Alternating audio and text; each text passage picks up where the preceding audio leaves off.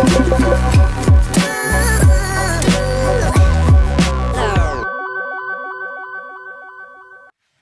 everyone and welcome back to my channel. If you're new here, my name is Kaylin and today I wanted to talk about how doing a digital detox can help with your no buy year, because I've been thinking about how the two things kind of tie together and how much your phone kind of encourages you to buy stuff constantly, and it has like access to you round the clock. It's not like when you used to go shopping and you went into a shop and it was a whole trek, and then there's like closing times with shops, but with your phone there's no closing times with the shopping on it. And it might be a different device that you find yourself addicted to, but I don't actually have anything other than my phone and a laptop, which I only use for writing on, so the phone would be the main one with me that would suck me in. And yeah, I had a look at my phone and realized that I knew there was a section that told you your screen time, like your average screen time throughout the week, and if it had gone up or down each week, because it's kind of disappointing for me whenever I get a notification to let me know that my screen time is well up on the previous week or whatever. But I then went into that part of my phone and found you can also find the average pickups of your phone and the number of them. It was actually scary. Like, I think I had 171 pickups, and this was it was still the morning when I checked it, and on like the average day I thought I wasn't using my phone much at all, but I was sometimes using it for 7 hours a day, and it's scary how quickly that can add up. But I don't even think of myself as a heavy phone user, because I love to read and I love to do active things. I like to get out and walk. I like cooking and baking, and I spend a lot of my time doing those things. But then I realized, I don't know if it counts things like listening to music, but like included in it were things like even being creative on the phone, like Canva, using that for photos, like making YouTube videos, like editing them and then uploading them. That in itself takes a long time, and then in between that there's things like checking your email, checking your bank balance, checking, like, I don't tend to check the news anymore because it just makes me sad. But like, I think I don't even really use social media. Like, I don't have Instagram on my phone anymore, I don't have Twitter on it, I don't have TikTok, I don't have, like, I don't even know what all the other ones are that people use, but the only one I have is Facebook, and that is just because I use it for finding free events in our local area. But it's scary how quickly you can go down a rabbit hole with it, and I found myself scrolling on it last night and kind of had to snap myself out of it, and I realised I could be reading and using this time in a more valuable way, and a way that actually helps me to relax. Yeah, I just finding out my average pickups and the screen time, it's depressing, but it is like something I feel like it's important to face head on, because it's only when you do that that you can kind of work on changing it. And I haven't been on my phone much today, but I checked today's and it's still 2 hours, which I don't even know how that's possible, because this morning I got up, made breakfast, like I read my book for a good while, and then we took the dogs for a walk, and we just got back from the swimming pool and we went for lunch as well. So I don't know how I even managed to fit that in that time, but clearly, like, it's just lots of pickups that they might be short, but it all adds up. So I'm going to get back to being really conscious about when I'm on my phone and limiting the time I spend on it, and like putting it out of reach, because I find the best way to do that is keeping busy with other things and physically putting it somewhere that's difficult to get to, because you're less likely to just kind of pick it up without even thinking about it. But today we have like a busy day. We went to the pool and it was nice to, like, I actually wasn't looking forward to it, but when we got there, as always, I loved it. I feel a lot better after. We went to, my boyfriend suggested going to Popeyes for lunch because it's like his favourite place in the world.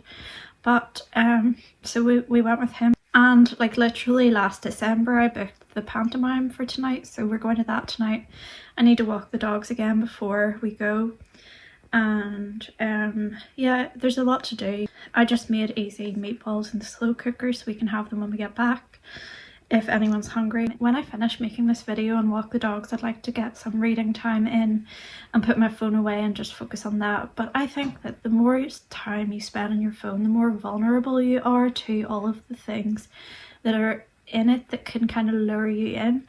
And if you think about it, when you're on your phone, no matter where you are, you're exposed to advertising, whether you want to be or not. And I know no one probably wants to be exposed to it, but you don't even have to be watching a video anymore to be exposed to it. It just pops up everywhere and it comes straight to your email. And I just find that everything gets quieter when you put your phone away, and you're not bombarded with that constant noise of like, you need to get this and you need to get that and don't forget this, don't forget that. And I just think that it will really help during my no-buy year, limiting my screen time. I really want to reduce it down, and I'd like to look at my pickups with my phone and my screen time and actually feel like, oh, that's not too bad, rather than, oh, I didn't know it was that much. So yeah, I was also just thinking about what it does to our attention span. I definitely find whenever I've been spending a lot of time on my phone that my attention span is like non-existent. Like, I can't focus on reading a full page of a book, or I can't focus on watching like a TV show where you're not actively involved in kind of like typing things out at the same time. And I think that's a problem, and I just want to get back to a slower way of life and feeling like I'm really present in what I'm doing. I'm not distracted by my phone and not prioritizing it above other things without even realizing I'm doing it. I think like with the phone as well, it kind of gives us this feeling, it's like a lack of satisfaction and contentment, because it's constantly reminding you of how your life compares to other people's, what is missing from your life, what you need to be getting to make your life right, instead of just leaving you in peace to allow you to enjoy your life the way it is. I think it also becomes like this trap where it's like we're constantly looking for something to make us feel okay, and that can kind of feed into the whole shopping trap as well. But even just like reaching for your phone, it becomes like literally like a baby's dummy, or like if you're in America, a pacifier. Like, you just are grabbing it because it's become this kind of comfort to you, even though it might be making you very unhappy and taking away from other things you could be doing with your time. It just becomes like an addiction and a self-soother kind of, but it actually doesn't have that effect, because I think it's very overstimulating for our brains, and it's actually bad for them, and it makes us kind of disengaged from the people around us and from ourselves as well. So yeah, I've just been thinking about, like, if I, for example, was on my phone for 7 hours a day, if I removed that and I had those 7 hours back, imagine all the things that you could do instead that are so much more satisfying and productive. And even just the number of like books I could read in that time, or the amount of like baking I could get done, or I'd have more time for painting. And I'm always complaining that I can't fit in everything that I want to do, because I have so many kind of creative like ideas and things that I want to work on, but I feel like there aren't enough hours in the day. But I think that is a way to recoup some of the hours, and it means that like there actually will be more time to devote to those things. And I want this year to be about like stepping back from all the madness and kind of stepping out of like the consumer cycle, like stepping outside all the noise and bustle of shops and just like the kind of culture of buying that I'm a part of but I don't want to be. And also just like stepping away from like all of the things that we use to fill the void, and actually kind of facing it instead and seeing what you find there, and getting to know yourself better, and like finding hobbies that you really love and figuring out what you enjoy most. And I just think that it gives you the opportunity to do all of that.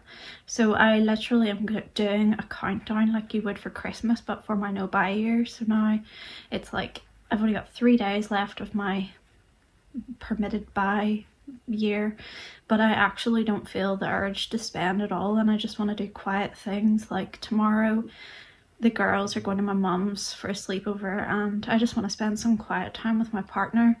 And then on Monday we're going to my sister's house, so it'll be nice to see everybody, but I won't be thinking about spending money because we're just going to be spending time together and the kids get to play with their cousins. And then on Tuesday we're going to the Ceilidh for New Year's, so that'll be fun and a big distraction. And then on New Year's Day I'm having family over for dinner, and I will be focused on cooking and making lunch, and I won't be going out before that, apart from I'll be walking the dogs. So if you just kind of like redirect into things you're interested in but that are time consuming and distracting, and then it's easier to put your phone aside and forget about it, because I find the busier I am, the more often I forget that it even exists. And sometimes I wish it didn't, but then I wouldn't be able to have a YouTube channel. And I know there's benefits that come from it too, but I just want to really limit it, so it's like I am in control of it, it's not in control of me. And I think even if you like don't want that to be the case and don't think you're a huge phone user, sometimes you can be one more than you even realize, which my kind of screen time averages and things have really revealed to me. So yeah, let me know if anybody else is doing a no buy year, how you think that phone usage kind of interacts with that and how it influences your spending habits, and just let me know what you think below. And if you are somebody that uses your phone a lot, or somebody who's a natural spender, or what are your kind of goals for 2025 in terms of like changing your spending habits, but also like what would you like to bring into your life instead. So yeah, thanks for watching, and don't forget to subscribe for more videos, and I will make another one soon. Have a great day. Bye.